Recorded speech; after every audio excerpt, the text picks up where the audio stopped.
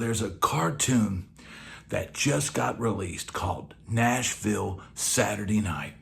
And it's making the rounds online, and I saw it, and I just had to comment on this. It's awful funny. I've seen some rebuttals to some of my videos where people are saying, oh, it's not that bad downtown, and oh, Nashville, oh, it's great, and before it used to be tumbleweeds, and now, it's a bustling metropolis, and oh, it's awesome. Come on down. Well, look at this cartoon. This is not fiction. It's funny, but it's not funny at all. Look at the picture. Look at the amount of people passed out in the street or puking or, standing in the middle of the street, and just sort of the cartoonish nature of the entire place. I know I got friends down there that they're working down there all the time, and it's a necessary thing if you live in Nashville.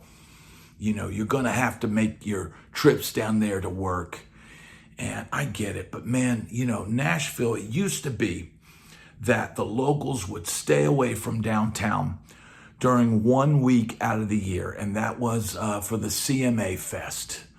Fanfare, or whatever they want to call it this week. That was the one time where the locals were like, okay, do not go downtown. It's going to be overrun with tourists.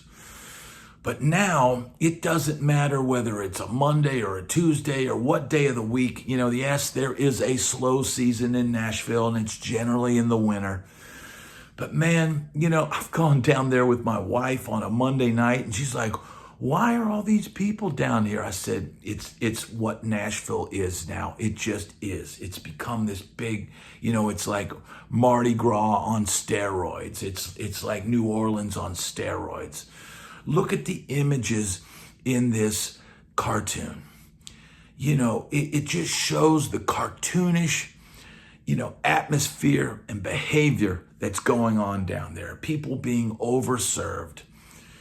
Passed out in the street, puking, off of rooftops, and, the chaotic nature. As a gorilla at one point, standing in the middle of the street, the bachelorettes, the pink bachelorettes, and, some of them, rotund, and some of them,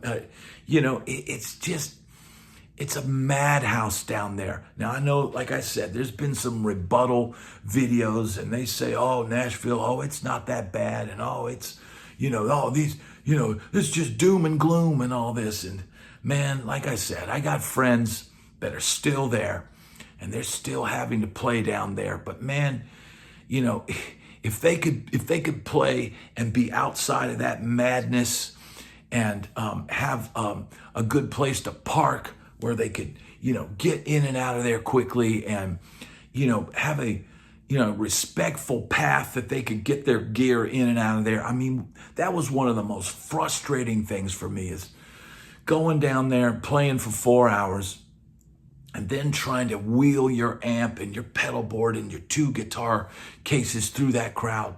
The crowd is oblivious. The crowd is inebriated.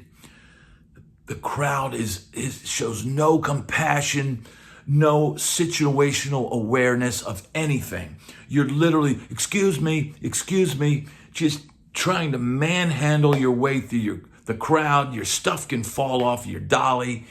No one's helping. No one's getting out of the way. They're just completely oblivious and just only focused on their own pleasure. But man, this is not a healthy environment. It's not healthy for the musicians. It's not healthy for the people down there doing it. It's just become a friggin' circus down there.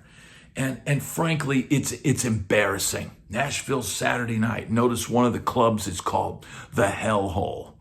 I mean, because that's kind of what it's becoming down there. You got people, coming up missing and ending up in the river, and, people getting so inebriated they're not taking care of their friends. Shame on them. Shame on them for doing that. Shame on people for just not being decent people when they go down there and just thinking of themselves and just drinking as much as they can and acting like idiots. It's become a place that I no longer wanted to be. I didn't have any interest of playing, Broadway. Never in my time of being in Nashville did I want to be a Broadway country musician. I ended up playing everywhere else but downtown, and eventually found myself on a few country tours. But it was not from playing down on Broadway. It was not from, learning Chattahoochee and Friends in Low Places and playing that stuff every day and taking requests for $20 tips and doing all that rigmarole. No, I just built a reputation as a player who would learn the songs that were needed and do what needed to be done and show up on time. And that's how I ended up on a tour bus. Not from playing downtown, man. The majority of people that are slugging it out in the clubs down there, yeah, you might make some connections. And there are some guys that were touring guys or ex-touring guys that end up making a decent career down there. But man, it's not easy for those people. It's not easy for them. The city's not doing anything to make sure that the loading zones are clear for musicians needing to load in. And if you're an older musician, man, it's going to get to a point where you're just not going to want to deal with that down there. I can't see any old timers dealing with those crowds down there and dealing with the hours and having to play 4 hours straight and all this kind of nonsense that's going on down there. Then you've got, the Tootsies group that was at one time was trying to impose like you had to pay a commission to the honky-tonk school if you wanted to play their clubs. And they tried some nonsense like that, almost like a pay-to-play kind of situation where you'd have to send your 10% of your tip money to this, PayPal account or Venmo account or some nonsense like that. And man, people were just like up in arms about that. And that soon got eliminated. But they still got this honky-tonk school down there where they claim to teach, come to the honky-tonk school and we'll teach you how to, play and you can come play our clubs and audition for our clubs and all this kind of nonsense.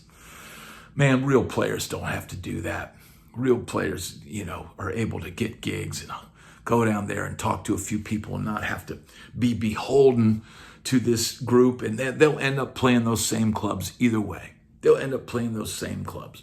But I get it if you're coming from a small town and you've never played in a band, but you can sing a few songs and, play a few country songs and stuff. You might find that as a viable option. But man, Nashville needs to take a good look in the mirror and see what it's become.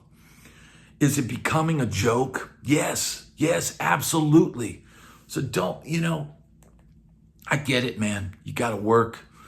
You got to deal with it. This is what it requires to be down there and do this job. But man, it is not a pretty picture. People go down there and people that used to live there and come back and visit. I get all the time comments from people that used to play in downtown on Broadway and they come back to visit and they're absolutely horrified with what they see down there now. It is just a complete, you-know-what show, an absolute show. And, it doesn't have to be like that. The city needs to clean the streets. The city needs to make it safe. They need to keep the loading zones there for the musicians. They need to provide, fair parking rates that are close to Broadway. Nobody wants to have to walk 3 blocks at 2 a.m. with 2 guitars and an amp and a pedal board to some obscure parking lot that's going to give them a discount. That's not good enough. That's not good enough. But the city doesn't care. They make their tax money. They get the beer, money, the tax off the beer and the alcohol and the booze and all that. And they can just, waste it on their next putting up pylons, plastic cones in the street, and all this other nonsense, bike lanes and stuff that people don't use. And just more regulations and more nonsense, but nothing that actually really helps enrich the city. Has Nashville become a joke? Yeah, it absolutely has. It absolutely is. Look at this cartoon. Look at the images portrayed here. It's not some lie. It's not some fabrication. It's the absolute truth. And you know what? It's all a damn shame.